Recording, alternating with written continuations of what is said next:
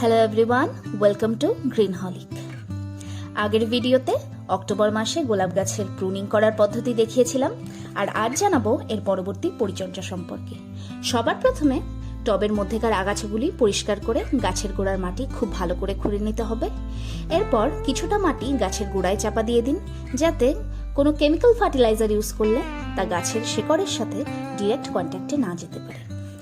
এরপর বাকি মাটিগুলি টবের চারপাশে গোল করে এমনভাবে ছড়িয়ে দিন যাতে মাঝে জায়গা তৈরি হয় সার প্রয়োগের জন্য। এরপরের স্টেপে প্রথমে গোবর সার অথবা ভার্মি কম্পোস্ট ছড়িয়ে দিয়ে ওর সাথেই টবের আকার অনুযায়ী অ্যাড করুন ডিএপির কিছু দানা।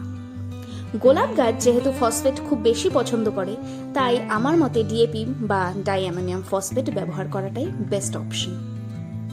এবার সার প্রয়োগ করা হয়ে গেলে মাটিগুলি আবার চাপা দিয়ে দিন এবং পরিমাণ মতো জল ঢেলে দিন গাছের গোড়ায়।